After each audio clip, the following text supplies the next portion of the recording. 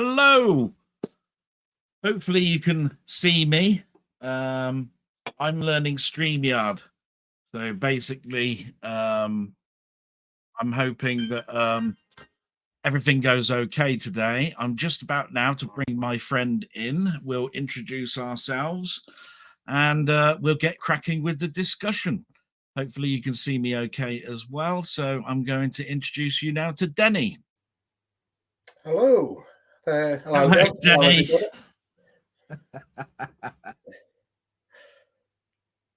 Hello, How are you, Denny? Yeah, I'm just out getting over the flu. I've just had that virus that's been going through. So if I do any coughing, I do apologise to everybody. I'm a bit short breath, but yeah, the one thing that didn't take my breath away, I must admit, was that episode. But we'll get into that. Yeah, right. So let's introduce ourselves. So everybody sort of knows me. I do blogs and odds and sods around technical things, and I'm a big filmy, and most people know I'm a Doctor Who fan. And I've gone through all of the shakes that we've had all through the years. But Denny, most people probably in my circle will have heard of you, but don't know too much about you. So why don't you introduce yourself and talk a little bit about your Doctor Who past? My Doctor Who past is mainly the classic series. Since the new one come along, there have been moments where it's been very, very good indeed, though few. But for me, yeah, it was always the classic. That's always been the Bible to me. I'm not into this new political wave, shall we say, of the not just Doctor Who, but any science fiction program. But I think you said it best the other day, Del, to be honest. Probably it's not for us so much these days and for the new crowd. So, yeah, I suppose I've got to go with the times. But still, it doesn't stop me having a moan, if I'm honest. Very good. And what about your own channel, Denny? What do you like to do? You've got your own YouTube channel, haven't you? Well, actually, I've got two. The first one's Adventurer's Rest. It's just basically for text adventures or graphical text adventures.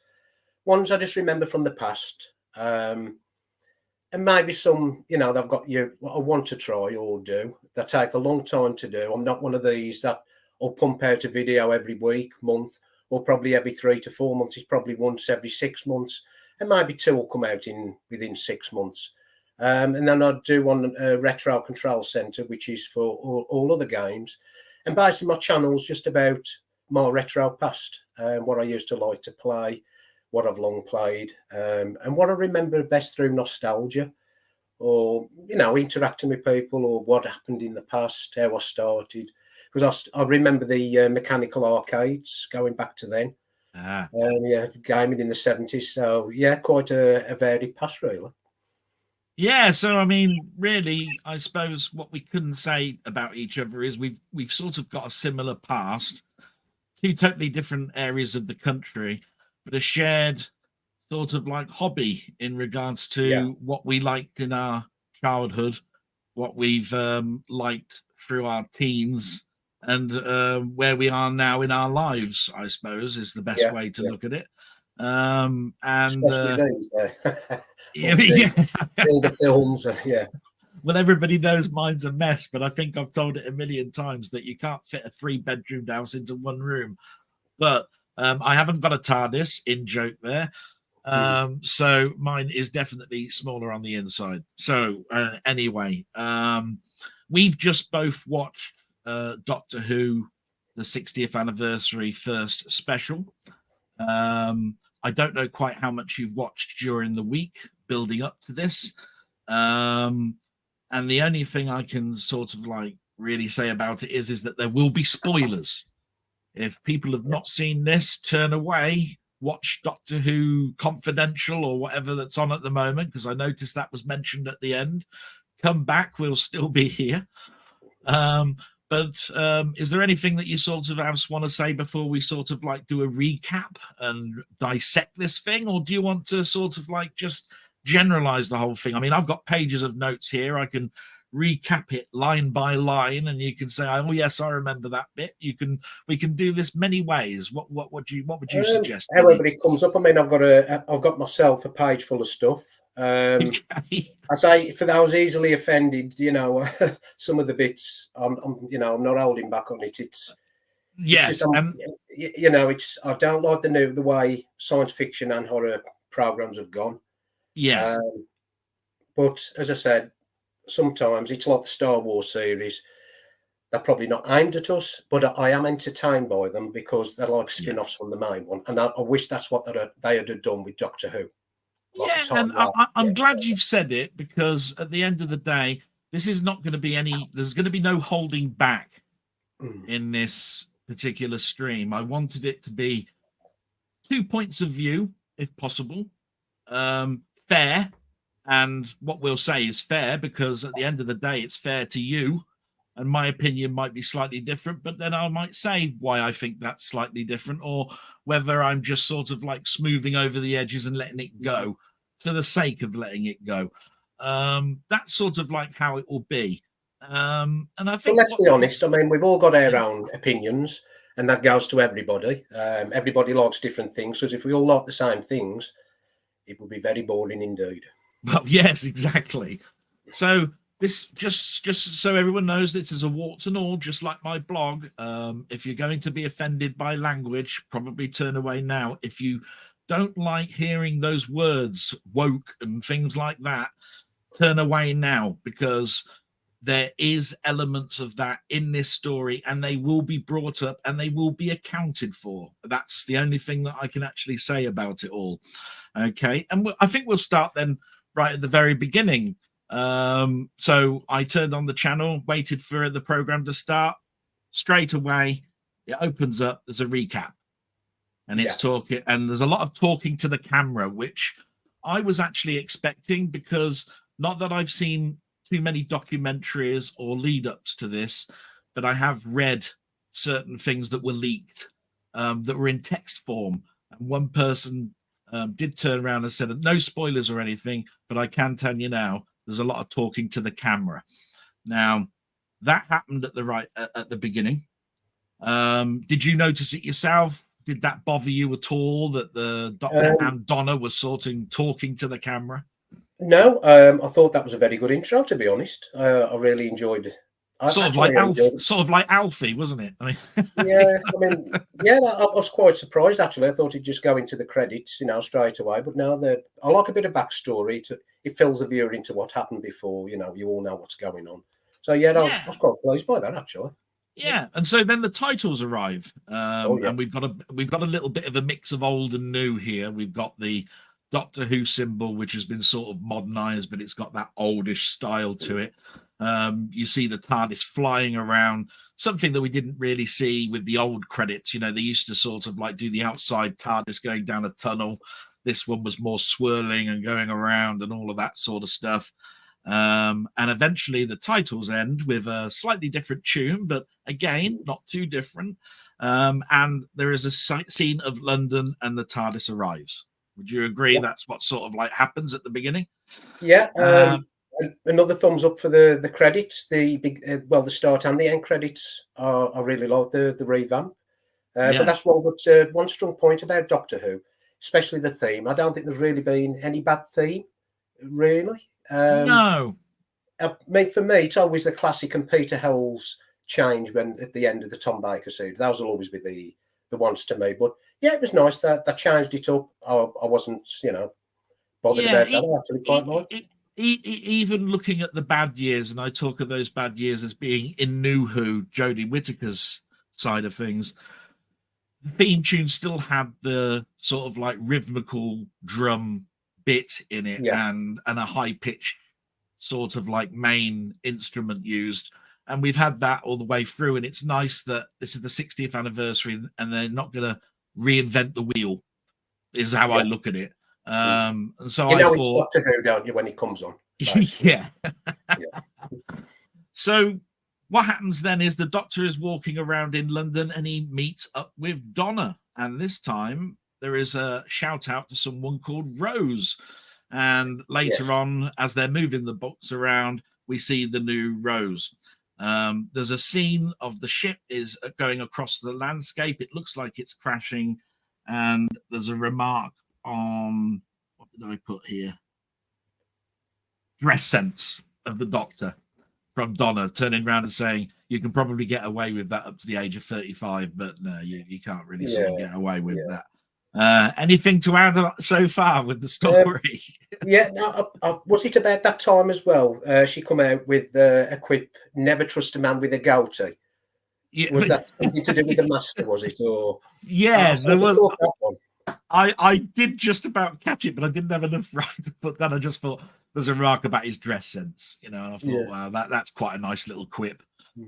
Because he's regenerated, mentioned he's got new teeth and everything, but you sort of got his suit at the end of the Jodie Whittaker, the regeneration scene. So it's almost like, well, I'm back, but I'm older, and you're dressing around like you're still 35, which I thought was quite a funny thing. Yeah. To be quite honest, I thought that's a nice little nod, really, to people that are a little bit older and can think back to the days of David Tennant. And because they're a little bit older, they recognize you shouldn't dress like that because you're a dad or whatever it is, dad dressing and all of that sort of stuff. So I thought that was a quite nice little quip. I've got to read my chicken scratch, so you'll have to bear with me with this. So we go on here, and it says Donna gave the lottery money away. That's the ticket from the last visit that they had. So in the specials, we remember that the Doctor did all these things and gave a lottery ticket away. I think it was at the graveyard, if I remember rightly. I'll be honest with you, that's one thing I don't remember, to be honest. So he's about to regenerate, and he's trying to say sorry to everybody, and he actually turns up at Donna's family a couple of times, and he gives over a lottery ticket that says, want to check those numbers, and that's where that sort of comes from. So then we move to the steelwork scene, and this is where the ship has crash landed. It's parked, though, not crashed. So we learn a little bit here that it hasn't actually crash landed. It's actually turned in flight and sort of like landed. Okay, Rose then is called Jason. So she's walking down the street with Donna, and all the kids are walking by, and they call her Jason, which is the transgender reference. I think it's the first time that we know that Rose is actually not born. And I think this was a woman. One of many within the program. Yeah. So anything to say at this point, because that was a load of people shouting at somebody that knows a little bit about their past and sort of like making a joke, but a joke that wouldn't be funny to that person. I mean, up to this point, I believe it to be a very good start. Yeah. I mean, as you say, that one line about him being 35, that sort of comedy, I don't mind. I like that. Slapstick within the program now, but I mean, we're going to come to that in a bit. But yeah, up to that point, the story's good, the acting's good, the pace is good, and I think the atmosphere is good of the whole program in itself. And I think this is where it starts to fall apart for me. Is like the middle part of the program, but obviously, I expected now the scene where obviously the trans debate would come up in it. Yeah. And I expected something he would put that in. And I thought he'd put that in and then like leave it alone later. But as you say, later on we'll come to it. He has to keep going on and on and on about it. And I sort of thought, I actually get it, you know what I mean? Yeah. As somebody who lived through the 80s with those HIV tombstone adverts and all that, it's sort of like hitting you on the head with it constantly. I understand, our generation understands basically. Yeah, I think I'm a little bit like you here. If you knew nothing about this story coming in, if you only knew the characters and this character is brand new, if a person is written as transgender, there's got to be some point where there's a reveal.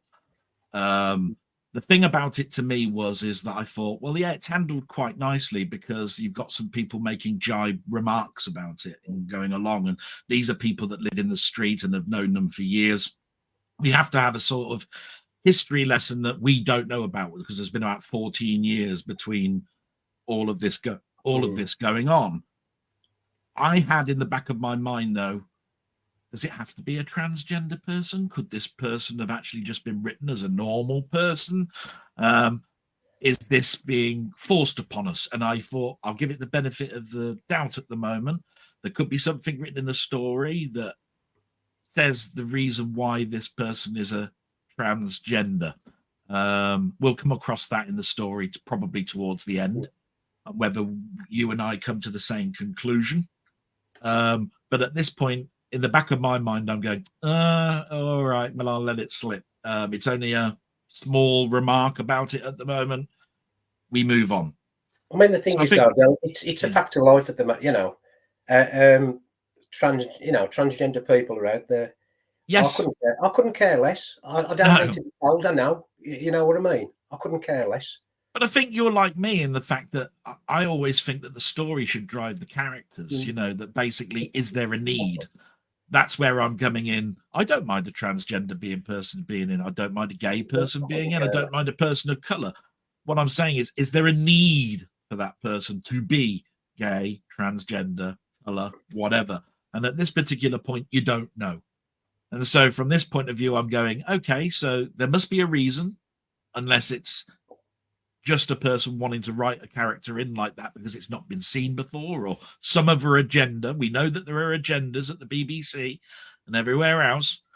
So we have to look at it from a point of view at the moment. I think benefit of the doubt. We'll know more a little bit later on, and I've got no problem at this stage. So that's how I just had it in the back of my mind.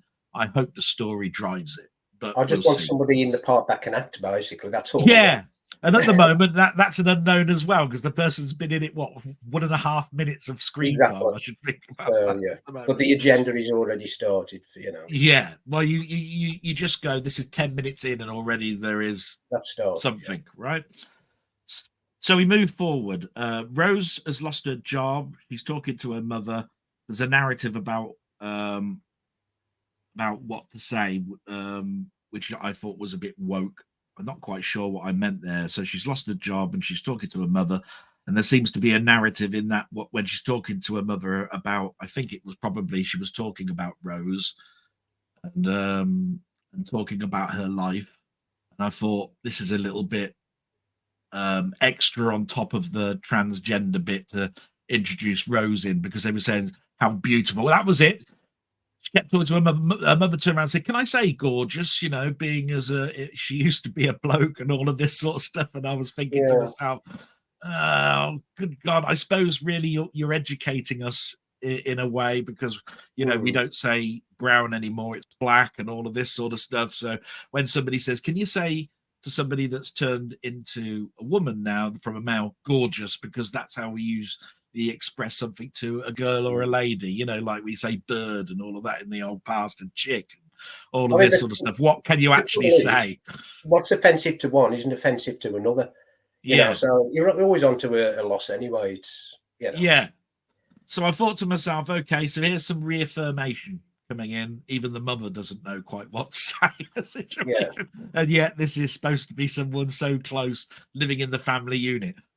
I don't know whether that would go on. I would have thought. I very much doubt it at that point. Doubt it. It's almost, I've got to say the narrative, because the narrative has got to point me to showing this, so that you're aware of how their minds think a little bit.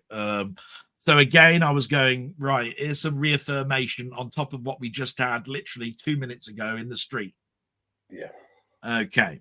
So Donna then talks about a missed gap in her life, some sort of like gap in her life. There's mist. She doesn't quite understand what's been going on. And then Rose hears about aliens. So I don't know why I've read that actually. So, I think it's because the little lad tells her that there are aliens that have crash landed. Yeah. So there's a mention of aliens, and Donna doesn't understand aliens. She doesn't think there's anything to do with UFOs or anything. And not to go too far forward, I think she goes into the shed, and that's where we come across the character of Beep the Meep. I call him Beep the Meep, although they refer to it at the time as Meep. So it's a Rouse first met Beat the Meep in the alleyway, wasn't it, behind the bins? that's right, yeah. But Yeah. this is at the point where they're in the shed for the first time and toys. That's where she's hidden. It's all right because it's all right. I put something. Oh no, you're there right. Yeah, you're right. That's right. They meet them in the alleyway. So it's at that point I burst out laughing because it says, you know, meep, and I thought, you know, I'm expecting Wilder Coyote to come along any time now, trying to catch him. You know what I mean? It's yeah, and you are dead on, because yes, it's behind the dustbins, and then they take it to the shed, and and so forth. But that is Rose by herself, and she hides them in the toys, because the next time Donna is led into the shed, and she just thinks there's lots of toys and everything around, and then she meets Meep for the first time because she pokes it in the eye and it comes to life. Yeah. So that's the turn of events. Rose discovers Meep, takes it into the shed where the toys are, explains to Meep that these are just toys. They're not real things. They're not stuffing coming out of people's, you know, like guts coming out of real creatures. They're just toys. Yeah. And Donna then comes in and discovers Meep is here and recognizes that there is now a live sort of like alien Martian living in the shed. That's right. Yeah. And then she comes out with a catchphrase, doesn't she, Donna? What in the hell? Yeah. that was her catchphrase, wasn't it? I was waiting, and there it was. Yeah. That's right. I'm just trying to read my chicken scratch again, so you have to be careful because my eyesight's not great as well. So the Meep says that being hunted and looks vulnerable at this particular stage. So at the moment, we've seen sort of a creature that's like a gremlin of a sort, but we can't turn around and say that this is a nod to Gremlins, because Gremlins is 1982 and the story comes from 1979, because this whole story is based around a Doctor Who comic that appeared 3 years before Gremlins was even thought of. So it's just a furry looking creature, basically. And this creature is talking in sort of like singular words and is acting very, very vulnerable. You know, the round eyes, Meep is like this, Meep is like that, Meep is scared, etc., etc. Just all stuff that's cute and cutesy, I suppose is the word for it. Yeah, that was in the front room. I think that the doctor just patched the Meep's hand up, and then we had another stab at the pronoun thing. So that was another. Yes, and I've got that written down because we haven't got quite that far yet. Because at the moment, the aliens are tracking down the Meep. Yes, that's what's happening. So Donna and Rose now know about the Meep. The mother knows nothing about it, but the aliens are tracking down the Meep. Then we cut to the Doctor looking at some very high technical 3D holographic type thing, and units suddenly start crawling into the scene. There's a lady in a wheelchair. I thought, right, it's a wheelchair. What are we going to have here? And starts talking to the Doctor. She seems to know an awful lot about regeneration and everything. And I took it, yeah, well, why not? Because at the end of the day, even Lethbridge Stewart would know about regeneration and all this sort of stuff. And there's a sort of a narrative that sort of explains the Doctor is not the Doctor. He's regenerated a couple of times, gone back to a previous body and all of this. And the lady seems to think, well, that shouldn't happen, should it? You shouldn't see your own future. So this is where I'm going, wow, you seem to know an awful lot about regeneration. I don't think even I would have come to the conclusion here at the moment. See, there's one point there, going just on the narrative of going back into his old body. I wonder if this has any tie to the 50th, where Tom Baker actually says he might revisit one of his old bodies. Is it tied into that story? Yes, and we have to sort of like explain here that that was the curator talking the creator, talking to his former self, reminiscing. It was a very sentimental part. Brilliant, absolutely brilliant. But it was quite well written. It was quite poignant. I think everybody sort of like said that's a nice touch there. Actually, it was a very emotional scene, Del. That was actually. It was, for any long time, Doctor. So in this particular scene, the Donna's sort of like getting closer to, sorry, the Doctor is getting closer to this unit person. I didn't catch her name at that particular time, so I didn't write the person's name down. But they start talking about Donna. Then basically that's all I've put about up to that point. Is there anything that you want to add up to this point where the Doctor is talking to Unit and they're talking a little bit about Donna? No, I think the past of Donna. So it's sort of like more a little sort of like catch-up type thing, really, again here.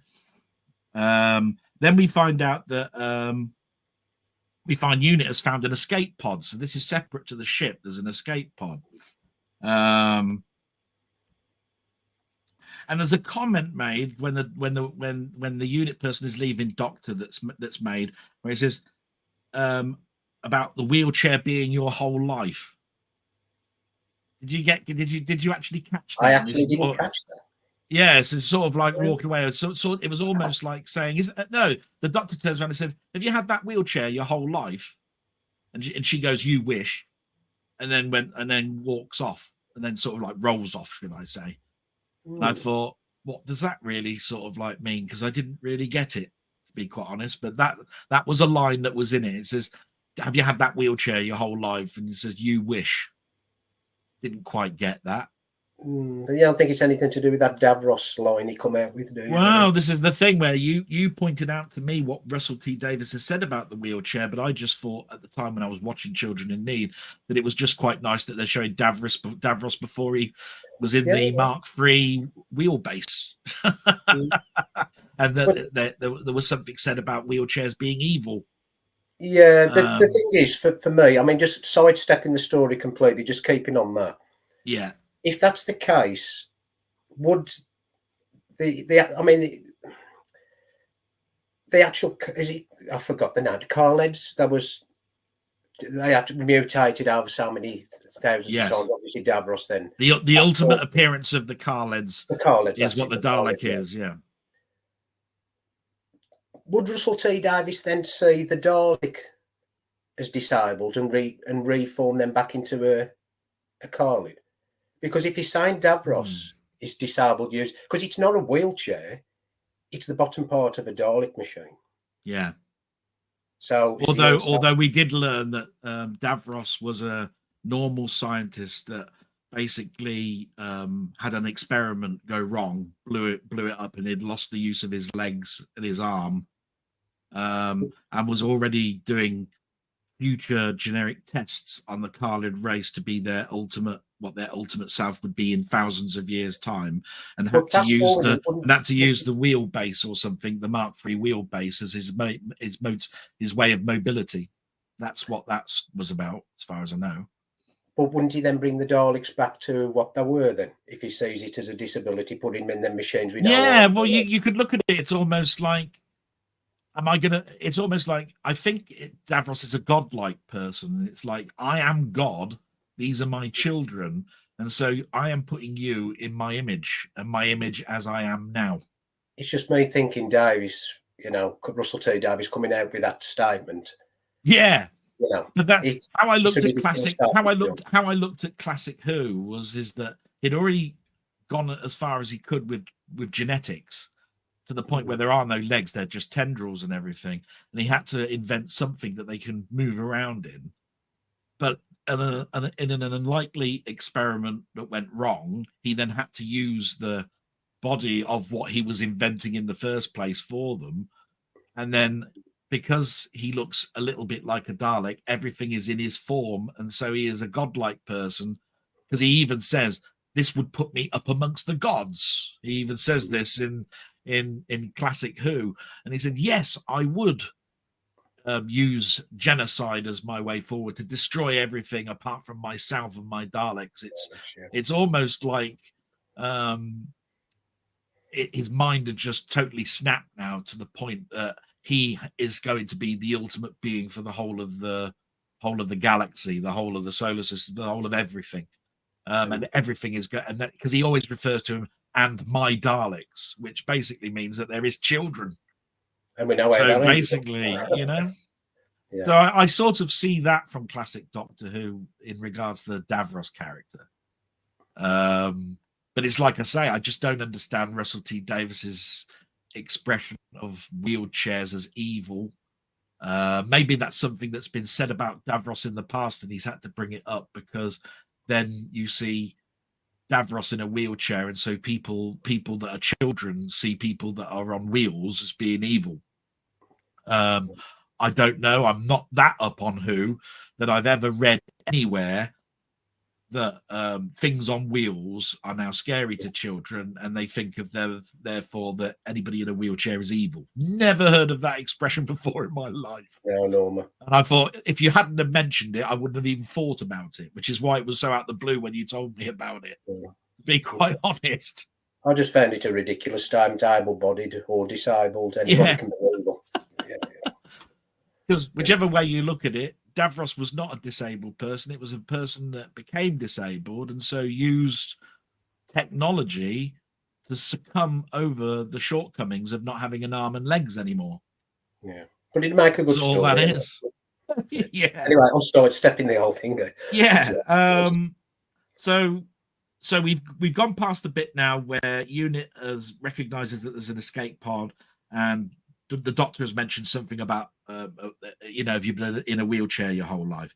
So we move forward. It says there's another disability reference. That's because that lady that's in the wheelchair is now going towards the bottom of the ship, and she needs to get into the ship, but she can't because there's all stairways moving up to the ship, so she can't go up there. So basically, there is another reference here to what wheelchair people have as a problem all the time, in the fact that there's no wheelchair access to this spaceship.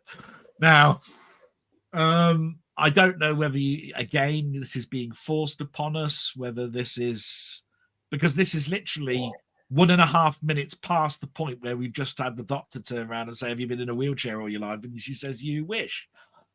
This person is in unit quite high up, and quite rightly, she needs to lead her army or the units into this spaceship and can't because she's got a disability. And she goes, "It's okay. I totally realize all of this. You need to get into that ship. Go now." And she sort of pulls back, and they go up the stairs, ready to open up the doors to the ship.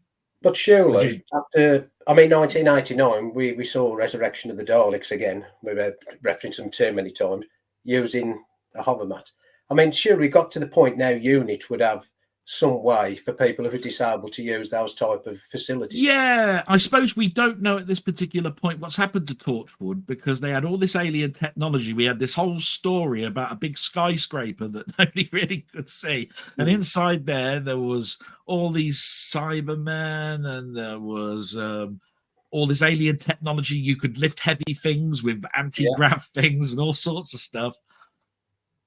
So even that was introduced during David Tennant's era. And then you've got another 9 years on top of that to the point where we're at now. And here's a person that doesn't use any alien technology other than something that we see later on, weaponry inside this wheelchair. And this person can't go up the stairs, and she realizes, and she lets it go and says, "Go up the stairs." Now, could you think that this is wrong to portray this story like this, or would you thought that actually you could have written it by saying, "Yes, I realize I'm in a wheelchair, officer, but I'm going to be able to get up there myself," and then do a little bit of technology here and see her floating away up there with technology? Would you say that would have been a better method, or do you think it would be "Oh no, I realize I can't, you lot go up there"? Yeah, it's a missed opportunity, to be honest. Missed opportunity. Yeah, I think there's another reason for it, and that is if she did go up there, she might have been taken over. We don't know, because the next part of it would be that the unit are compromised by a mist from the ship. So the doors open, this mist appears, and it goes into their eyes, and suddenly they're sort of like taken over by whatever malevolence was in this ship. So basically, it compromised the story. If she'd have gone up, there wouldn't have been the out where she'd have shot from the wheelchair. So well, I shot themselves in the foot, basically, really, by in that context of the story. I couldn't do that later, so yeah. I could just see Russell T Davies now with all the other writers going, "Shit, I've put myself in a hole there. what the fuck am I going to do now? Yeah, okay. I'll reaffirm that people in wheelchairs do have problems. Just write that in. But why I don't know. Alien technology to float? Yeah, Yeah, a missed opportunity. But for the plot line of the story, I think he shot himself in the foot a little bit there. Myself. yeah. Hmm. So we've got that little bit going on. So the unit is compromised by the mist in the ship. We revert back now to Donna's house. Rose is helping Beep the Meep. I call it Beep because it's Beep the Meep, really. It's Beep. And it is acting vulnerable again. So we're hearing more about what Beep is and all that sort of stuff. And just reaffirming I'm the victim here. I don't want to be here. I'm kind and nice. That's all that's going. So it's a reaffirmation at the moment. I'm a nice, cuddly little alien, and I'm for some unknown reason I'm stuck here. So okay, that's fine. More reaffirmation of the story. Donna then sees Beep. Beep is alive by the eye poke, and the gang is sort of like then assembled, from what I could tell, because I think the doctor arrives at Donna's and comes in with a big smack round the face and all that sort of stuff. And so at the moment, you've got the party now moving in from the shed into the house. The doctor's arriving, and obviously, therefore, they're all now at the house. So the whole gang is there now. We've got Donna's new sort of like fiance type person. You've got Rose now. You've got the nod to the past with Rose's mother. And we don't know anything about Wilf at this particular stage, but it seems like the gang's all here now at the moment. So I put the gang are now assembled. So the unit then are at the escape site. I've got to read my writing again. So yes. So the unit are at the escape site, but there's a mixed use of unit because there's some that are possessed and some that aren't. And basically they all now know that we're tracking this alien, and they're happy for that because that means that unit are working together, even though half of them are malevolent. But they haven't let them know that. And that was shown by the fact that he raises his visor and you see the possession, but the person that he was speaking to didn't have the visor down and had normal eyes. So it was sort of like giving orders and telling them, right, we sort of like need to track this down, and we're pretty close. So that sort of like is going outside of the house compared to everything that we've been seeing inside the house. So the doctor reminisces then about Wilf and realizes after a conversation that Wilf is not dead. He's just actually in a retirement home, smiling and having fun. I've got a bit of a problem with that scene, to be honest. And then in that particular scene, literally 30 seconds later, the doctor talks to Meep and says, how would you like to be expressed in regards to pronouns?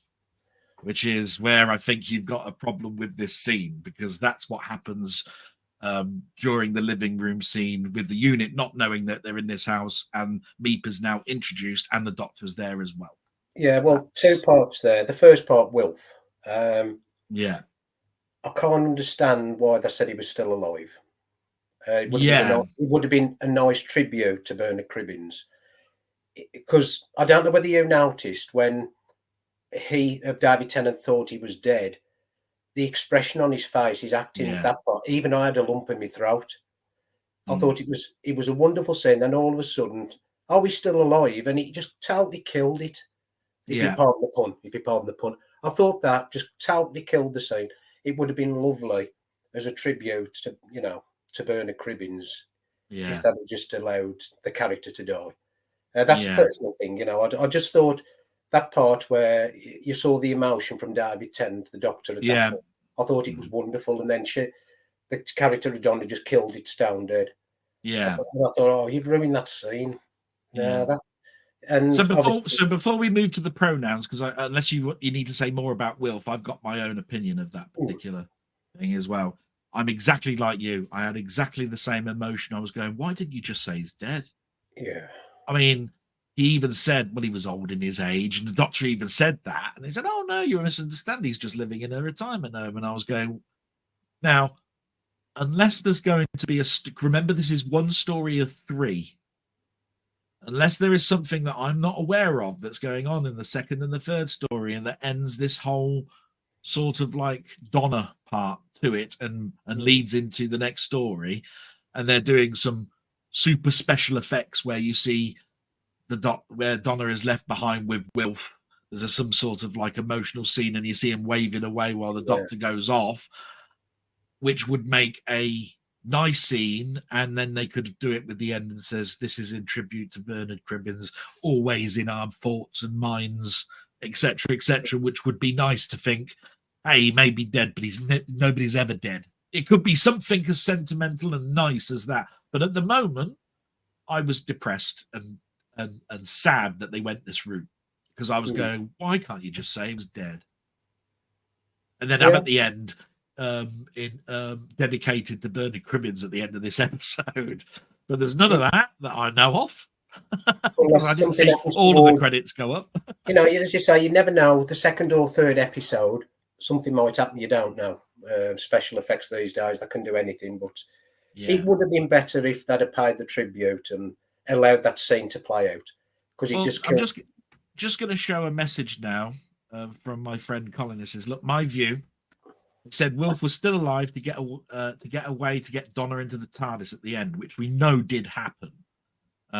So there is that lead into it. But the other way I look at that is you could have written anything to get Donna back into that TARDIS. It didn't naturally have to be Wilf. Wilf is a very good thing, but at the end of the day, we also know that in the past, the Doctor's not been particularly good at short hops. He's gotten better, but he's not exactly good at short hops.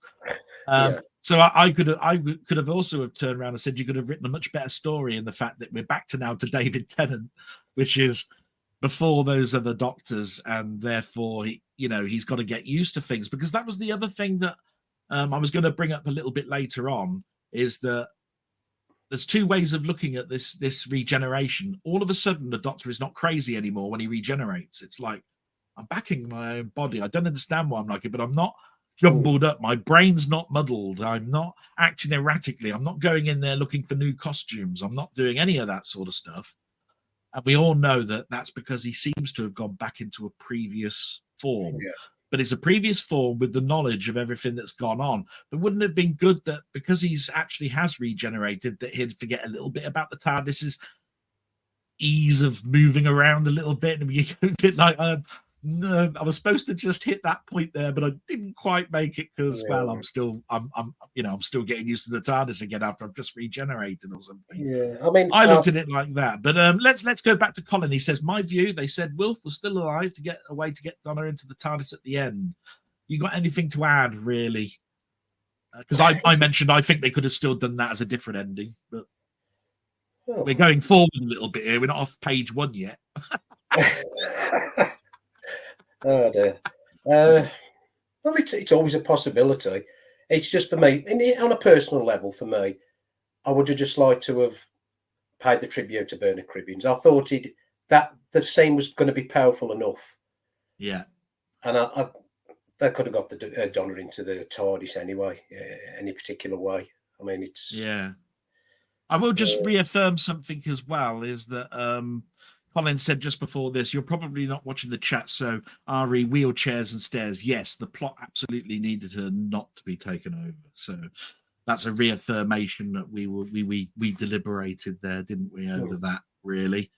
Yeah, bad writing by Mr. Davies. Colin has also mentioned that we have seen Davros as a child too, and we have.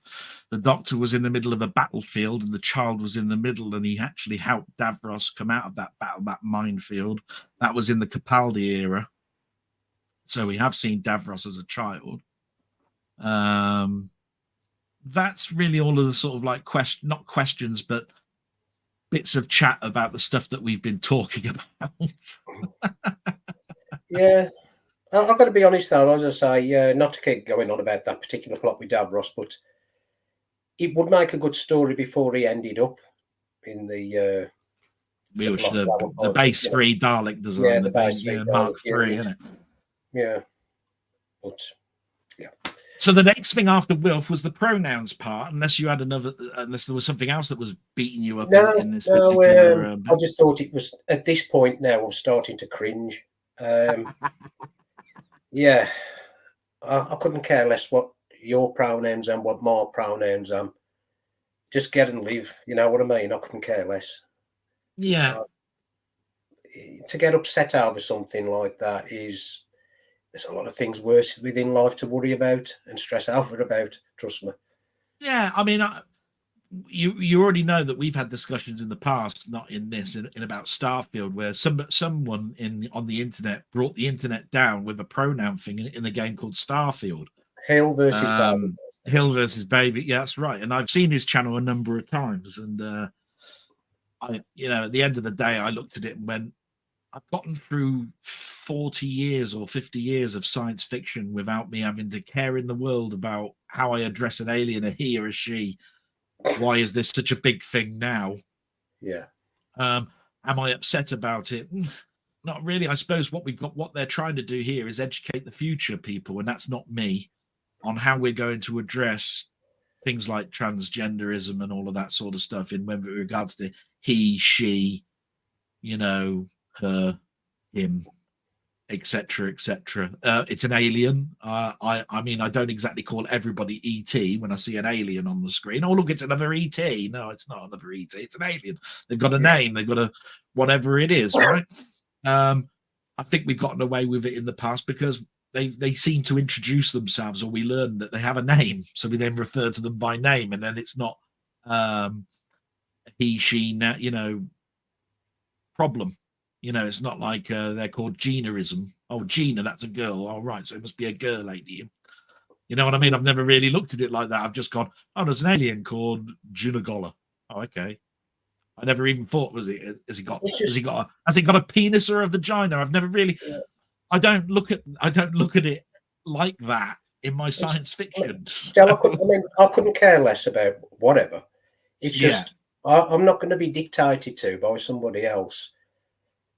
On how they feel about something. That's your opinion. I couldn't care less. Yeah. Just live and let live. Just let it go and just enjoy your life. Let everybody just enjoy the life. You know what I mean? Yeah. And I'm totally in agreement with you on that. I mean, I don't think I could say it better than what you've done, in regards to that. I mean, like I said, I've gone through life at this point not worrying about it, and here we are, suddenly somebody is saying that we ought to be worried or concerned about it, and I'm going, no, that's for you. I'm not bothered. I mean, as far as I'm concerned, if you don't think the way we think, you're a bigot, and well, no, yeah. It's all that sort of stuff. I treat people with respect. I just expect respect back, and everybody deserves respect at the end of the day. Yeah, and we all respect. And I don't think anybody could actually turn around and say to us that there's no respect for us. I mean, the people that know us know how we are, and we're not people that that call people with negative names. Like back in the 70s, how we referred to the African race or the Pakistani race. We don't do that anymore. We've learned that ourselves. And to be quite honest, it just doesn't come up in our general vocabulary. That we know their name and we say, hello, Frank, or whatever. That's how it is. Those times are past. But the thing about it is that I don't want history to be made so that we don't recognize that did happen. You know what I mean? So I'm just going to go a very quick story about this. There was a game that came out. It was about the 15th century. It was about trading on boats. They totally took away slaves as a commodity. And that's because slaves is a horrible word to use now, and we don't even want to start referring to it. We'll change slaves for apples. And I'm going, why? We all know it's bad. It happened. If you go to watch Napoleon this weekend, you will see that Napoleon did bring back slavery, but they took it out of the film. He brought back slavery. It's in history.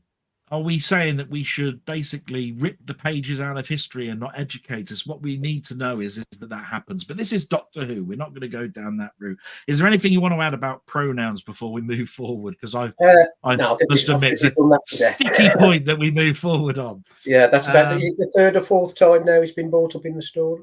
Yeah. Okay, so Beep, because that's how I keep calling it, Beep the Meep, says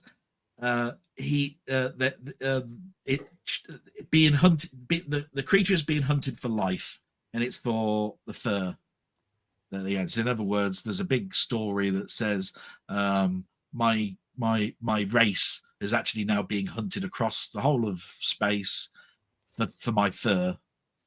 That's what I got from that. Unit then destroys the door at Donna's house. So we've got to the point now where Unit are now moving in after we've heard a little bit of backstory that still proves that Meep is vulnerable. They're hunting me down for my fur. Now, again, have we heard that before? The hunting of fur for skin and fur? Is it again another thing that's being pointed at me? Or is that something that does go on in space? Who knows that people are hunted down for their skin? I must admit that's what I put down in my notes. I had notes. I'm thinking, yes, this is another one about fox hunting and stuff like this. Yeah. I mean, just so everybody know, I'm against fox hunting of any kind of animals. Yeah. And I lived on a farm and I knew it was going on, and I didn't like it either. My uncle always tried to explain to me why it happens. I just turned around and said that's gentry being mental, as far as I'm concerned. If because my uncle always brought me up that we only killed rabbits and everything on our farm because they were destroying the crops. There was too many of them; they needed to be culled. And this was the only sort of like way to pull that down, because if you lay poison down, it poisons other creatures. So this was the safest way to do it. And this is in the 70s when I'm learning about guns, farm life, and everything else. So I learned at a very early stage that foxes are vermin. They do lots and lots of damage, but not once did my uncle turn around and say, "Oh yeah, and it's really nice to chase them down with horses and dogs and tear them to shreds, and then have a trophy at the end." No, that was never trained. That was never put into my whole brain. So I think I was brought up quite right on the farm. Cruelty is cruelty at the end of the day, Del. Exactly. No excuse for it. None at all. Yeah, hunted down till it's exhausted, and then it's ripped to shreds. Yeah, great. So we move on. So Unit have now crashed through the door.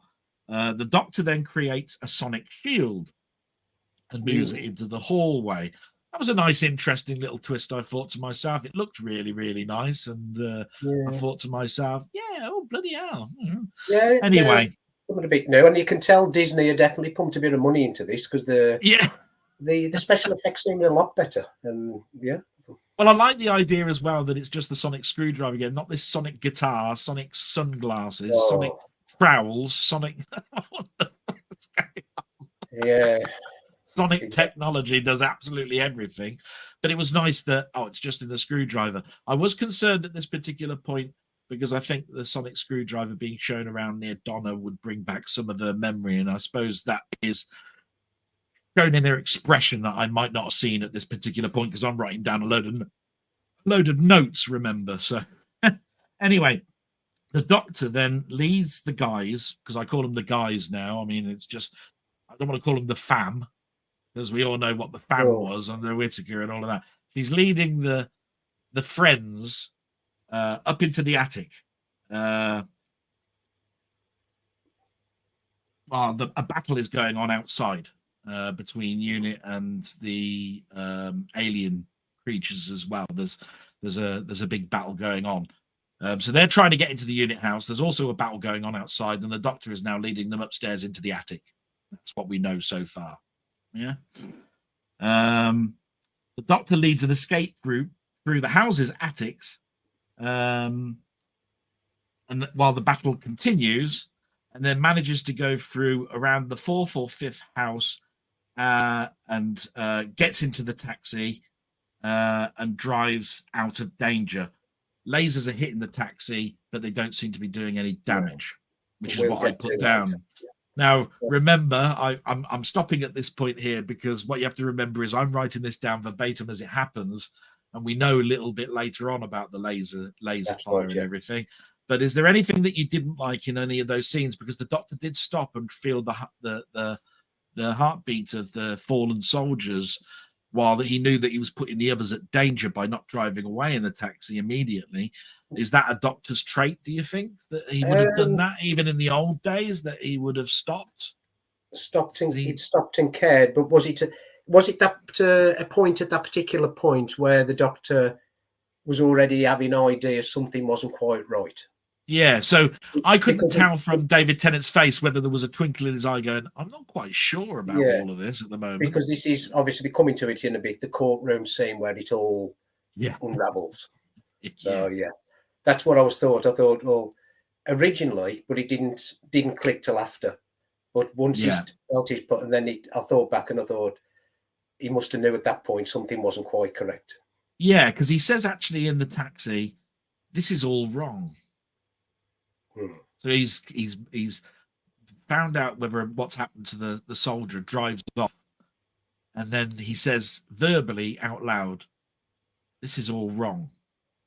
And then we get to the point where they're in an underground sort of like car park or something. It's basically they park the car up. The doctor walks away and he puts on a judge's cap on and then starts doing a sort of like a courtroom scene is the best thing to talk about it. So the doctor as a judge confronts Beep. That's as far as we've got so far. Is there anything to add at the moment? Because we've got to the point where the doctor is now judging Beep. That part with the courtroom scene where he puts that wig on. Why? Where did he get the wig from? I was going, did he carry these things in his pockets and shit? I was going, yeah, but again, I'm talking Classico. Didn't really do stuff like it. It's just comedy. Sometimes, as we said at the start about the being 35-year-old, good throwaway comment. Yeah. This just cringe. I just cringed. I thought, why? There's no need to do that. Just confront them. It was something I just don't like about this new era, the slapstick element. Like the very first episode with the Ortons, where it was holding him round the throat and he was going around the front row. That's a sort of comedy I can't stand. Burping bins. There's just no room for it for me. But I put next to Doctor as a judge confronts Beep, I've put in quotes, a joke too far. So I think we're on the same sort of lines here, because the first thing I was going with, where did he get that cat from? They're not exactly like hanging about, these judges things. Well, I don't. Where's that come from? But the question is, ask yourself why. Yeah, why? It is to reaffirm I'm now holding court, but it's just you could have done that without him getting something out of his pocket. I mean, I don't think his pockets are bigger on the inside either, or anything. He just magic these things up. But we've got another comment. We got another comment here. Should we have a look at that before we say anything else? Yeah. Let's have a little look. So one thing to remember with Doctor Who that made people misunderstand, although it's suitable for all ages, it's written with older children in mind as a main viewing audience. Remember, we mentioned at the beginning, is this aimed at us? So I suppose we have to take that into consideration. So anything that you want to say in regards to that comment that Colin's got? No, I think I agree. We've said before, like, we've probably had our era 70s, 80s, and probably the start of the 90s. We are not the viewer I don't think they go for anymore these days. It's a sad fact, really. I'm going to add this to Colin, in that is we're not talking down to children, but I think we must give children a better expectation that you didn't need to have a judge's hat on to affirm that we're now doing a sort of like a courtroom scene. It was for some that would have been a nice touch. It would have made some people chortle. Some people would have seen the humor in it and so forth. For someone like me, I used to watch Doctor Who thinking I'm an adult watching this, and I then looked at it from a different point of view than something that was drawn or as a cartoon. I recognize there's a difference between film and cartoon. I think I'd like to give respect that children would have known that that was sort of like a courtroom scene without going down the route of having to put a cap on someone's head. But Del, I think the one thing that's missing from this program now that everybody just, I don't know whether everybody's forgot about it, but as a child, when I was growing up, 10 to 12, 14, behind the sofa. Yes. Because there was that thing of, remember Planet of Evil, the Tom Baker story? Yeah. Remember the eyes where he had that, he's got them glowing eyes. The sea devils used to frighten me to death as well, coming out the water. The behind the sofa stuff has gone now. And that's what I think is being replaced with all this slapstick stuff. I mean, don't forget the children's, if we talk about children's productions, Children of the Stones, Moondial.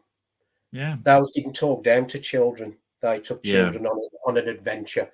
You know, the Box of Delights. You know, I could keep going on, just naming all these. The quality of children's production. Well, there is no children's productions nowadays. No, there isn't. And this is, I mean, I think that's what's missing from Doctor Who, personally myself, the behind the sofa type stuff. Children, as a child, you wanted to be a bit scared, didn't you? If you know what I mean. I did. That's what's missing from we haven't seen really, I don't think, in New Who, the type of imagination like the Autons. I mean, I think the closest we've got to it is the Angels, the Weeping Angels, because it's almost like they're around, they're looking at you, and now every time you're in the set, you know, you're in town and you're looking around and you're looking upstairs and you see a statue up there, you're thinking, oh, is that alive? Is that alive? That is the general Auton idea, where there's mannequins in windows and they can actually come out and kill you, which you know, and that was behind Plastic is Evil, right? Which is what it was. The whole story was about plastic is evil. But taking the Weeping Angels aside, imagination is not there. You know what I mean? I see them as rubber creatures. There's unzipping themselves out of human bodies to show you a big creature with some eyes and a big mouth or whatever it is, and all that sort of stuff. The imagination's gone. We didn't even know what the inside of a Dalek looked like for many, many years. We heard their voice. We didn't. Davros wasn't even introduced in the until about the 11th year. You know, Genesis. There's the 14th season, isn't it? 12th season, that's it. 12th season. Genesis of the Daleks. So we didn't know that they were in laboratories and that they were. You could see them as sort of like liquid, sort of like stuff. You know what I mean? It was. We sort of got an idea, a glimpse, because we saw a claw when they grabbed the Dalek out of the inside of the Dalek and with a cloth and moved it to one side. You saw a claw coming out from underneath the cloth, but we had to use our own imagination of what the hell was in that. Well, I just think it's like a lot of programs now these days. For me, I mean, again, on a personal level, a lot of stuff is dumbed down. Yes, it has to be slapstick with comedy now, in virtually everything, and that ain't my type of programming. Yeah, you know? I mean, if I was to give a piece of advice to Russell T Davies, I was just turn around and say, whatever you're writing for, add another 4 years, and then give us a little bit of clout about what we're watching. Because then you might get away from, because I think he's writing for like 10 and 11-year-olds, not 13 to 14-year-olds. I'd turn around and say there is that difference between the two. And I like the dark. Personally, I'm more into the darker stuff myself. And that's, I mean, I'll go to Sylvester McCoy. And one line that was never put in Resurrection of the Daleks, where him and Davros was talking, saying, I'm more than just a Time Lord, and the look he gave him. You know, that was the darker side of the Doctor. And I'd like to see more of that come out, and darker stories. I mean, beat the meat, for God's sake. You know, we've got Cybermen, Daleks. Beat the bloody meat, for Christ's sake. And the adipose, for heaven's sake. But, anyway. Although, I will protect Beat the Meat a little bit in the fact that it was for a comic. It was. I don't think it was ever intended to be a teleplay. No, I doubt it was. It's Russell T Davies, for some unknown reason, thinks that this is a good enough story to turn into a teleplay. Fair enough, right? I'm not going to question it because it will probably be something that we could talk about at the end if we want to just draw upon it at the end about the comic book, because we both know about the comic book. But somebody else has just made a comment. It is Red Magician. He said the problem is now with the collaboration with Disney, they are trying to Americanize it. Yeah. He also says, and this is just before that, the court scene reminds me of Shaggy and Scooby-Doo. Complete cringe. So I'm going to leave it on that last comment there that he's put. The problem is now with the collaboration with Disney, they are trying to Americanize it. That's probably something that we might draw upon at the end, do you think, until we get to the end and we'll say, yeah, because when we generalize it at the very end, when we come to our own conclusions, because if you remember that, Del, Paul McGann, Paul McGann's Doctor Who story was, for me, Americanized in the same vein, if you know what I mean. And we have got some, obviously we've got some fans. We've got Danny Jukes, he's just come on. I've known Danny for a while through my own channel. He's put, hi, how are you all doing? I'm good, and that was a great Doctor Who story from start to finish. So we have a fan, and we will obviously address what we're going to say about the whole story at the end. At the moment, you can say that we're starting to waver a little bit. We had a good start. We've come across a few things that we don't like, but I don't think anybody's gotten to the point now at the moment where we turn around and say it's shit or not. Right? We've got to a point at the story at the moment where things are starting to not be on strong legs anymore, is what I would probably say. Coming apart in the middle part a bit, yeah. Yeah. Okay. So the trial has started. The tale of Meep the Beep is revealed once and for all, and we recognize that the aliens are police. So we recognize now that they're the police chasing after him, after we now realize what the race of the Meep is. Okay. But is there another hidden thing here when we're looking at, like, with the police? They look like they're the aliens because they've got that claw and and Beep the Meeps. So there's a cutesy thing and there's these scaly sort of like aliens, and we instantly don't like lizards and scales and we think of them as aliens, and this cute thing is a nice cuddly thing. So of course it must be then very nice and lovely, and wouldn't you just like to just wrap it in your arms and rock it to sleep?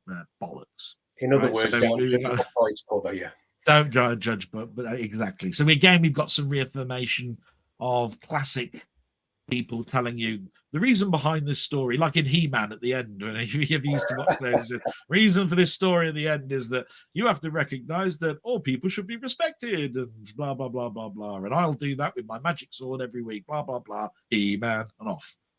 Right. So we've got we've got a reaffirmation as part of the narrative that's coming out, and Beep now has revealed his true self. So that's where we've got so far.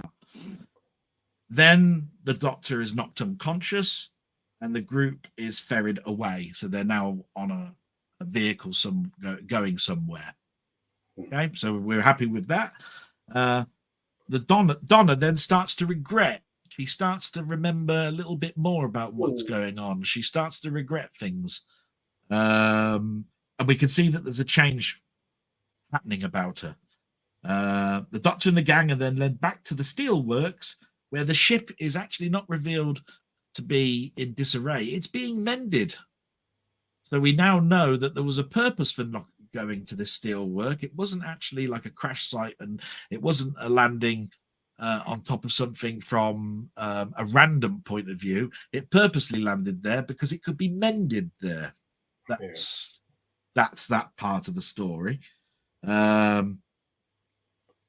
And we learn that if the ship takes off, it will kill London through timey-wimey, magically technical blab that turns around and says that when you push this dagger into the ground, it basically will kill 5 miles of London and blah, blah, blah, blah, blah. Oh, yeah, the Stephen Moffat trait. Anything that you want to add at the moment? Because we're getting to the point where the Doctor escapes with help from UNIT. Yeah, and that's the bit where the wheelchair blows holes into walls and everything, and that the lady from UNIT is seen to see that she's got weapons and so forth. I actually quite enjoyed that scene. I thought it was more reminiscent of James Bond, with the weapons, that they can use. But I meant to bring something up a lot earlier. Go on. It was about the unit, the change in the uniform. Did that remind you of anything? They had black sort of like sort of like stormtroopery type things on. That's all. Blake 7. Oh, Blake 7, yeah. I was going to say around say Blake 7 years because they had helmets.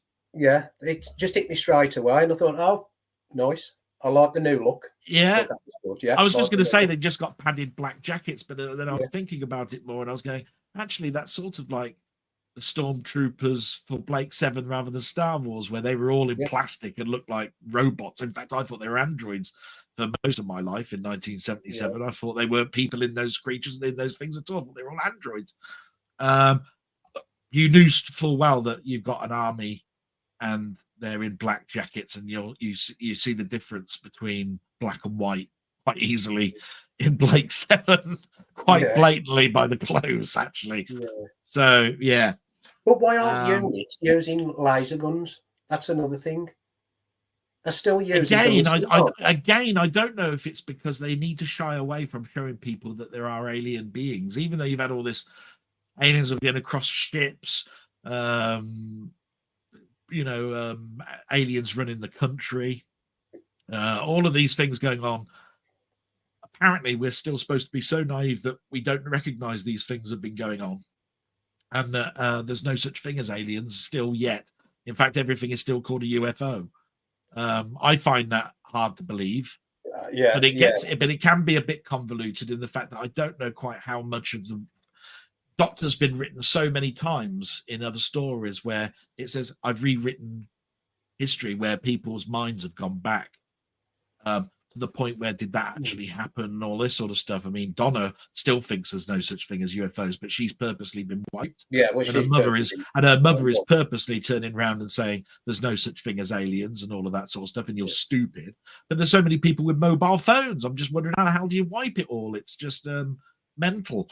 But comic book stories, Spider-Man in particular, has had a rewrite, a sort of reboot, as they call it, and they wiped away 20 years of that character's storyline. And that meant that certain characters would have had to have had their mind wiped to the point where that didn't occur. So how much is there a particular Doctor story that I can't remember at this moment that makes people think there's no such thing? And people haven't seen a big star in the sky, with the spiders in the first, in one of the first stories, and all the Dalek invasion of Earth, the whole Big Ben with the whole flipping thing being smashed up to bits by a ship landing into it. You just have to come to the conclusion it's writer's prerogative to be able to write that out.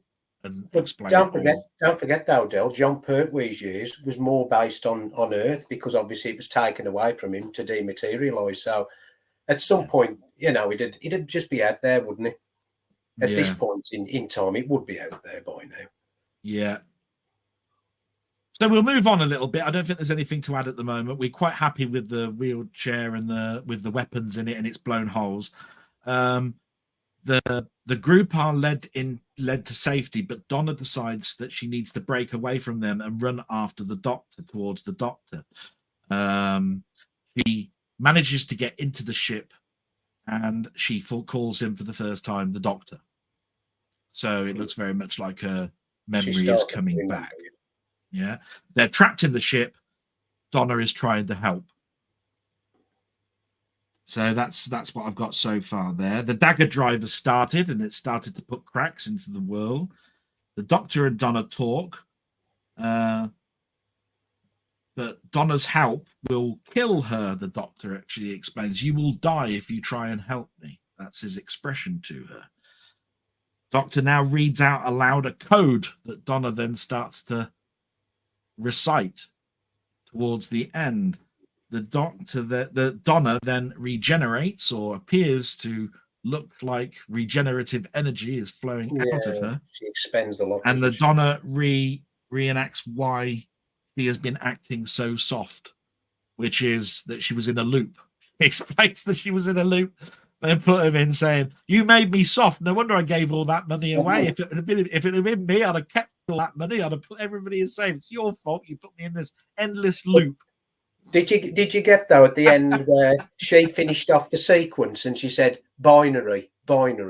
Yeah. Yeah, and that we'll add to that later again. Yeah. I think we've got some more stuff being said here. So we got a nice hello from a friend of mine, Robert. He says, "Hey, didn't know that this show was happening, but thought I'd stop in and say hello." Hello, Robert. Hello, Robert. Colin has then put, "Don't know if this will work. I'm about to post a Google Maps link to the location of the steelworks." Oh, right. Well, that'd be interesting because I must admit, I didn't really think long enough to say, "Hey, is this a real location and where it is and all of that sort of stuff." And he's put, "Did that come through?" I haven't seen anything. I have to say, Colin, I think it might be because if it's a web address, you won't have the administrator privileges. If I've got Discord open, if there's a way that you can communicate it to me, I'll definitely post it into the chat link because my ability will allow me to do that. So if you can hear me say that, put it into a personal chat in Discord. Personal chat to me. I've got it open at the moment. And I'll see if I can get it. Yes, I've got it now. Just bear with me.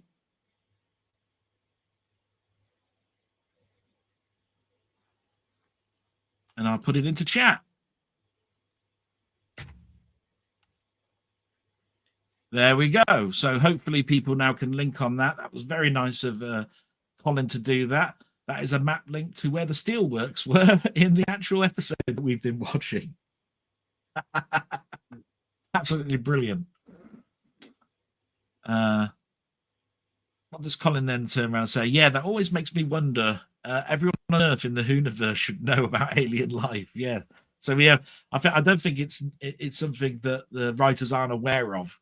I just think it's something that they probably don't know quite how to handle now.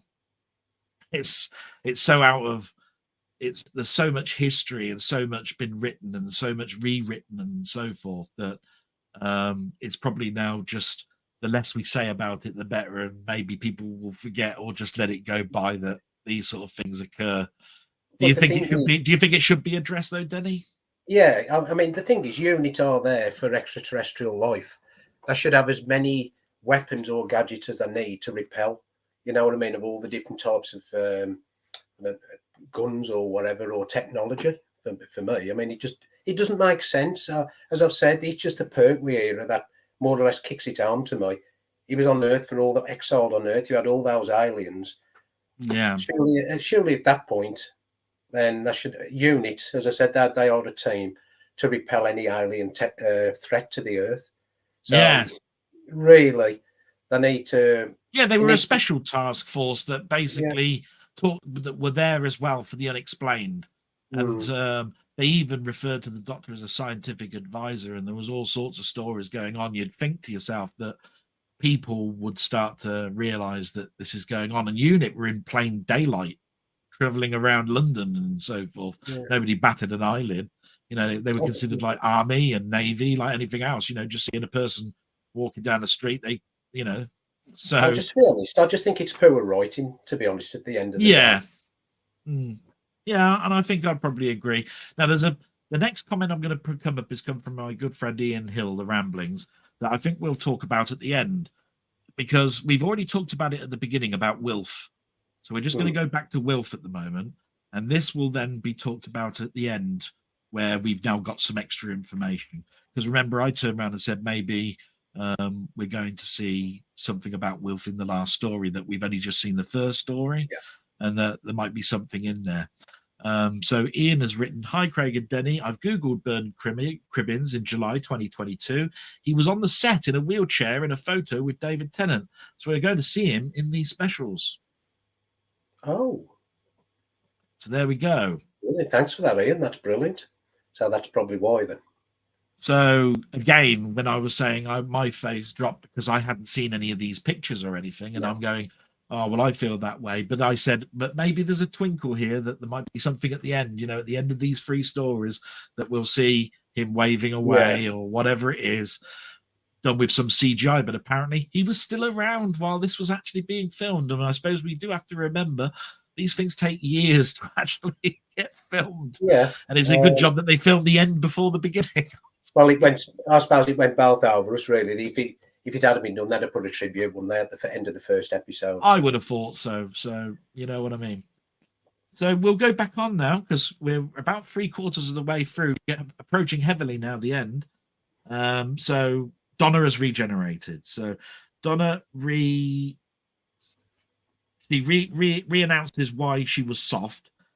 Donna Doctor saves the ship. So through all that jiggery pokery and some nice technical blah blah blah blah blah blah blah, the ship is basically stopped from blasting off. Donna is the last person to touch any button. She lights across about 12 blue switches, and basically that's the end. Yeah, I like that scene, the back and forth between the pair of them reminded me of like before when they used to do it, and I quite enjoyed that scene, if I was honest. Well, I thought at one point there was going to be a point where because that shield was coming down, and I thought, why is this transparent? The shield that's coming down, you can see both sides. Why isn't that just metal? Because surely that would have been more cost effective on this ship than to have perspex. Anyway, I was looking. I was looking a little bit like this. I was going, I'd make that just a plain bit of metal. What the anyway? I thought to myself, either one side's going to be flooded with radiation, and here's a thing about Wilf, because Wilf was actually in one of the cubicles, and it was the Doctor that bombarded himself and saved Wilf. And I thought maybe something like that is going to happen here, because we've also got to understand that she's going to die anyway, because she's remembered who she is. But they did it in a different way, as we're going to learn in a moment. So the ignition is reversed. Donna collapses and said it was the best 55 seconds of her life. And then Donna said, it's been fun. What did I put after that? Oh, the possessed unit then arrive, and they're depossessed. So basically you see the depossession of all of the unit soldiers. And Rose saves the Doctor and Donna. She does. She's outside, and she basically finishes off the rescue routine is probably the best way to actually word that.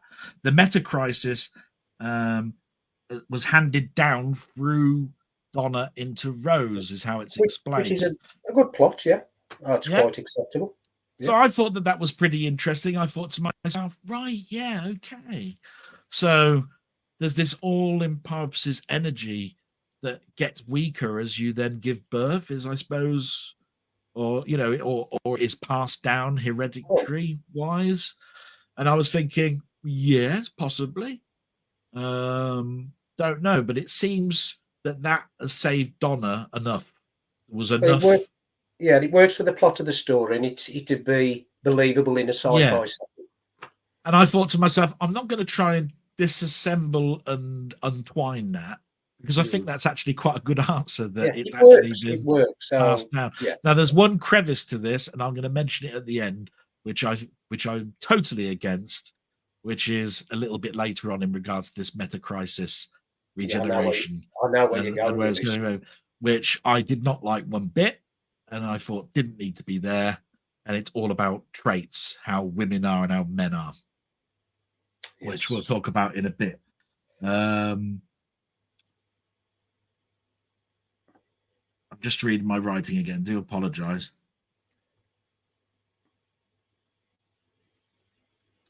We then see the shed as a TARDIS, and we see that the toys were all enemies of the Doctor's past.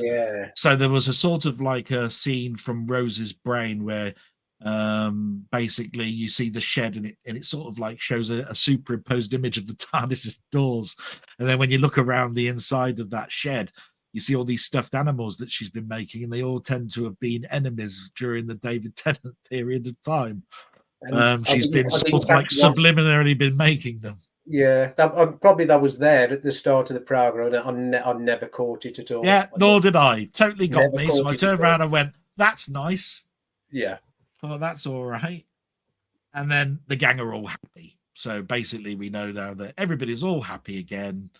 And Meep is still a threat and is ejected from the ship, but is then captured. So you see Meep blasted off. Then a little parachute comes out, and the next time you see Meep, he's sort of shackled all up,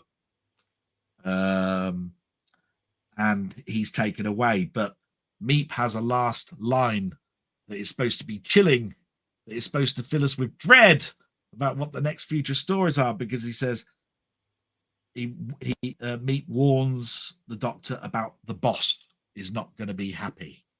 Yes. We don't know who the boss is.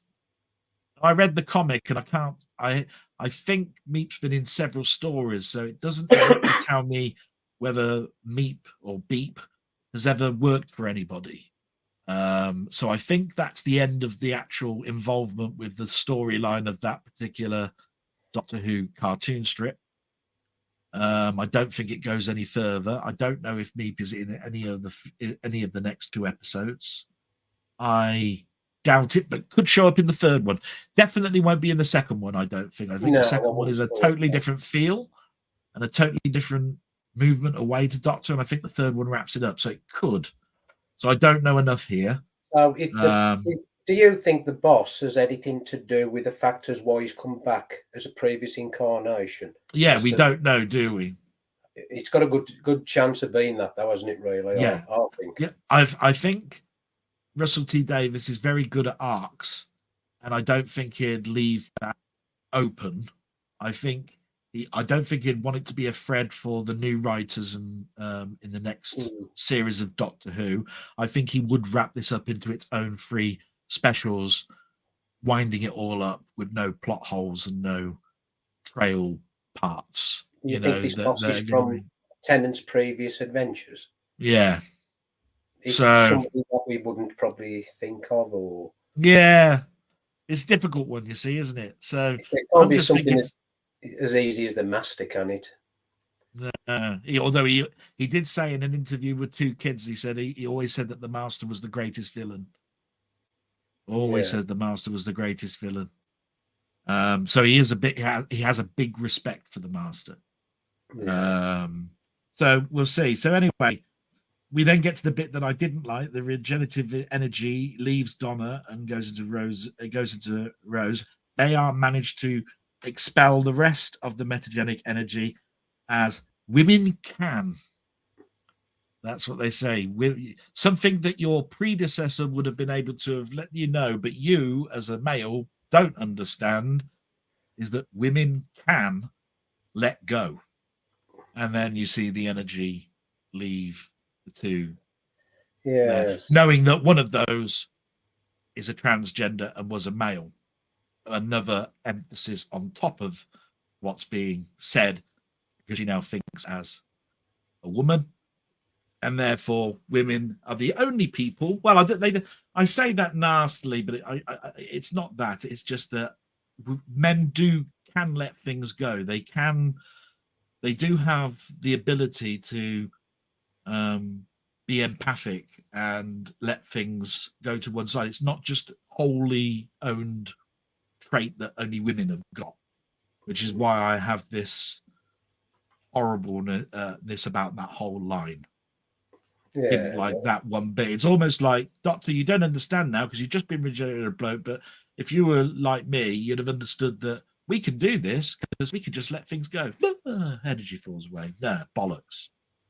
Yeah, but was there something just before that, or was it after? I put down your binary. Yeah. Can you? I can't remember the full one. And then Rouse finishes off an arm non-binary. I'm going, you know what? Enough. Stop. Yeah. You know, how many more times? Just stop. I can't remember the full line. It was binary something, and then she finishes off an arm non-binary. And I'm thinking, just before we get to the end, because of the story, because we have got some things here, and I don't know if we're going too fast for people to have a say or not. We've got this one from the General Grieves 19. Overall, I think the first special for the 60th anniversary of Doctor Who was good, but not really great. I liked some things and disliked other things. So again, we'll put that at the end, that we've got people that are fans, we've got people that have all turned around and said there was some good stuff in this, and we've got another one that says, I didn't like it all. So, we have got that sort of response. he might have still been alive during the filming of that very episode. That's about Wilf. Yeah. Hi, Danny, I'm fine. That's good. The Master will always be the greatest villain, and that's the end of those statements. So basically, there was nothing that we've gone too far down the line of. So the Doctor and Donna go into the TARDIS, and it's a much larger console. So we've had this little talk outside. The mother not wanting Donna to go back inside the TARDIS. He's saying, "Oh, come on, one little trip to Wilf wouldn't hurt anything." Rose doesn't seem like she wants to go in, although she did say, "I'd like to have a little look," and doesn't seem to be that interested. After the mother pips in, and I thought that's a bit strange, because if you wanted to go in 1 minute, now you're not, but you don't mind your mum, you don't mind Donna going in. Do you know what I mean? So now you'll just let it go. I thought that was a bit strange, although maybe she thought it was just going to be a quick hop and a hop back. You could think of it like that, and that means that she could still get a chance to have a look inside the TARDIS when she gets back. Don't know, but I did feel she let that go bloody quick. Because I tell you what, say, hang on a minute, I'm following behind you, mate. I'm going in through those doors as well. You think I've gone through all of this without having a little look? You would think that, wouldn't you? You say, now, bloody chance, mate. I'm having a look first myself. Yeah. So we've noticed that. So we've noticed that the TARDIS is there. We've been outside. We've now gone inside. It's much larger. The Doctor is ecstatic on how it looks. It's very, very much a homage to new and old, with the whiteness of the whole of the interior. It's got bits and bobs of Matt Smith's with the stairs and everything that goes round, and it's got the whole of the revamped Doctor Who, with the console having old antiquated buttons and so forth, not the buttons and dials that William Hartnell had, and definitely not the buttons and computer displays that Peter Davison, etc. had. So they're all ecstatic, and the first thing we find that the TARDIS can do is it can make coffee. It dials in a little thing, and a coffee comes up, and the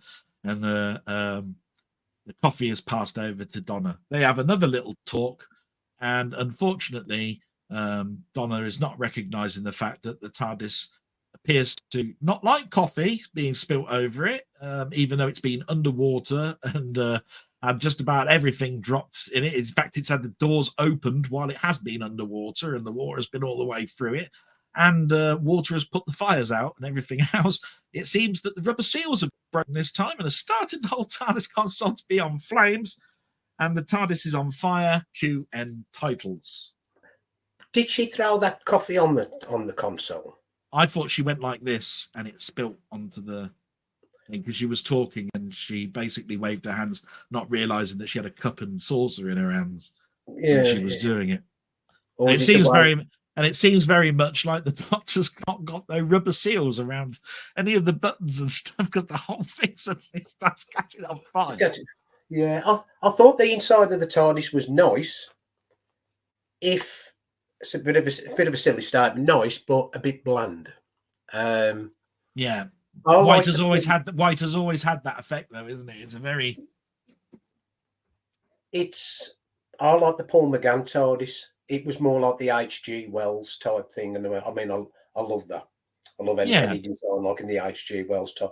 I wish they'd get back to that. I thought it was it was like a. Would you describe it as? It was actually Sylvester McCoy's last TARDIS, because that's right. He was carrying the Master to Star. Yeah, that's right.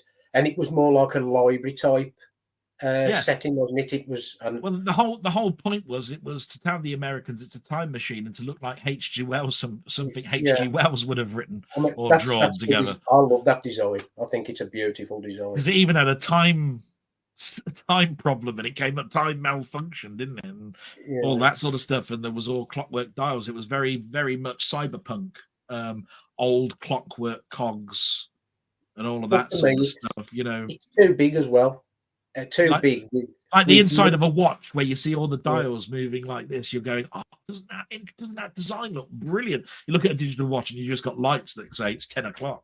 You know, you open the back of an analog clock and you go, Jesus, look how intricate that is. All them cogs going around like that, all just so that it keeps within a second at a time, all the time. That's what it's all about. So yeah, I'm in agreement. I like old and I like new, and I like the mix of the two. And it's probably why I like a lot of role-playing games which involve those two mechanisms so much. Where it's got, you know, you've got to live with putting hodgepodge of old things together to make something new, and it's something that's even more powerful than it was when it was just in its parts. I like all that idea. I'm just going to see if anybody has put anything else. Colin has said the master will always be the greatest villain, and Colin has also said, I don't think a little bit of spilled coffee would damage the TARDIS. I think it's just the TARDIS taking them to where they're needed. Which obviously it is. It's just you have to have a cliffhanger, don't you? And where'd you go with this, other than a happy ending with him flipping the switch and them going off? The fire probably makes much more sense.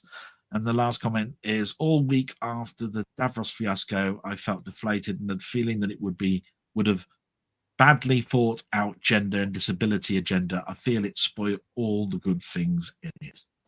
So we've come to the end, Denny, and I need to know your thoughts on what of this particular, taking everything into consideration and not being swayed by the general public, what you thought of this episode. If I was to give it a score out of 10, 4. 4. 4. There were good bits, as I said that, there were good bits in it. But it was the middle part for me where it all fell apart. It was a really strong start. It looked beautiful, no titles. I love the intro. Well, we get to the start. I love the intro, that little bit of an intro. I love the no titles. Up to about the middle part where it was strong, and then it just started to fall away. Push the agenda, push the agenda, push the agenda. Doesn't need it. We get it. We all get it. In life, things have to change organically. You can't keep pushing people into it. That will push against it. Leave it alone. People will accept it. That's my biggest problem. But there again, as I've said, there are some, there were some good scenes in it, and some like that meat, I thought, bloody hell, here comes Wile E. Coyote. I liked the new, as I said, the new suit by Unit. I thought I like those. I like the black jumpsuit and all that. I picked up on something as well. Death seems to follow the Doctor about, but obviously they brought it back within this story. He's classed as fire and ice, isn't he, the Doctor? And I thought he was going to. Well, there was two parts there where it could have happened today, like with Wilf and Donna, but it didn't. One other little thing, and this is a throwback to Voyage to the Bottom of the Sea. Right, These insect creatures, right? Did you see the hands and all that? Yeah. How do they operate delicate machinery or fly spaceships? Or build them? Right.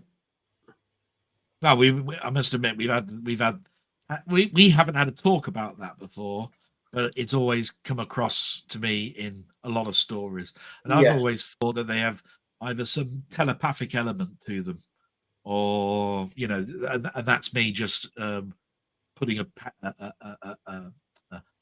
plaster over things, right?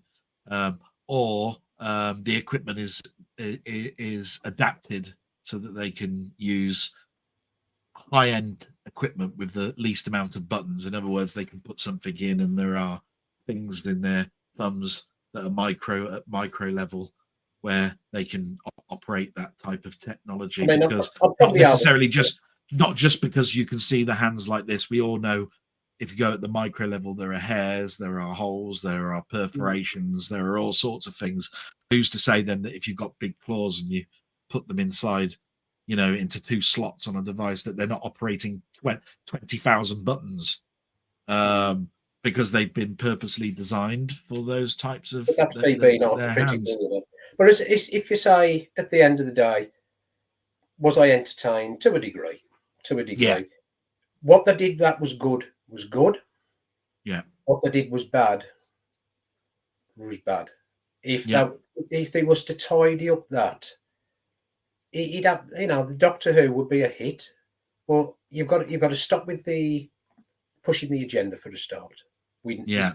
We know, Yeah. and you've got to tidy up the plot as well, and kill the comedy, Yeah. kill the Yeah.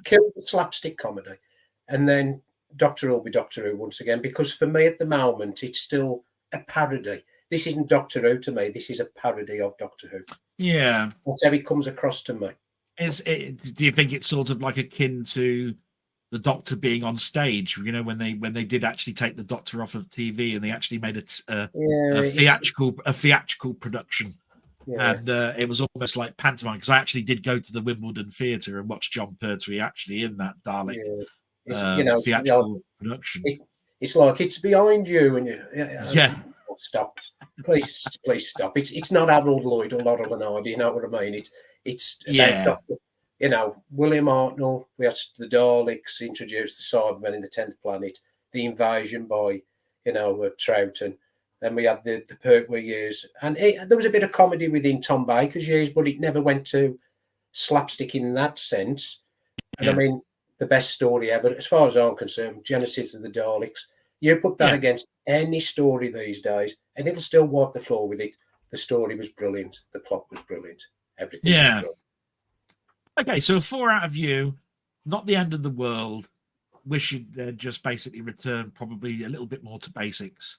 Get rid of all of this inner monologue for how life is at the moment going on in the world with transgenderism, pronouns, and all the rest of the stuff. Yeah, is that basically sums up what you say? Yeah, right. And one thing that they have missed, where's my next time trailer? Yeah, they didn't do that, but I think they have highly publicized that it's 3 parts. Maybe it didn't need it, but I don't know. Maybe they'll correct that with the release that's coming out on Blu-ray. Who knows? Because the specials come out a week after the 3rd broadcast. This special apparently. Don't know. That is interesting. I didn't really think about that too much either. Probably because I was getting ready for this stream. I was going, oh shit, I've got 10 minutes now to get my face and all this on, and I've got my notes that I've written chicken scrawl all over, and I hope it all goes well. So probably I didn't really think of it too much. Yeah, I must admit, I did miss that. I missed it. I honestly thought there'd be a next time trailer to build you up to the next one, but I must admit, the credits come up, and what normally would happen is there would be a sequence into the next episode. And Colin has just put up, I've seen next week's preview, so I've got a funny feeling that is probably at the end of those credits, and that's why I haven't seen anything. Or it was in Doctor Who Confidential. So just before I go into my answer to what this episode was like, are you going to watch Doctor Who Confidential after watching this? Is it something? And are you going to be watching next week's episode? Not Confidential, no. It's something that's never really interested me. The classic series I would have done, but not this. Because Doctor Who Confidential was a big thing that everybody was most disappointed with when it was taken away, and it's been brought back. So I just wondered whether you're happy about that and happy that the people kids can now see, just like what we saw at the end of Christopher Eccleston's episodes, the Doctor Who Confidential. I mean, I'm glad it's come back for people who want to watch it. I mean, it's for people who like it. There's never enough, is there? Really, at the end of the day, no. But it's not for me. If I'm honest, it's not for me. But yes, I will watch the 3 specials, and I shall give the new Doctor a go as well. And Colin is always keeping me on track, and he's put, it's not confidential now, it's unleashed. Yeah, all right, Colin. Look, honestly, I know you want to put me on the right track, but I'm never going to get my words right. I'm 54, and my brain's is muddled enough. But I'm going to give you now my answer, and it's a little bit more forgiving. Okay, everything that I've gone through, and you've heard what I've had to say and all of that sort of stuff. And I did say at the very beginning maybe this is not for my era, my age, my age range. So my score is a little bit higher than yours, but it's with a precedence in regards to people that are younger. And my personal score is 6. Okay, I gave it a good 6 out of 10 because it's definitely above halfway. I had more enjoyment in it than I did disagreements with it. I, like you, want it to be darker, and it's not.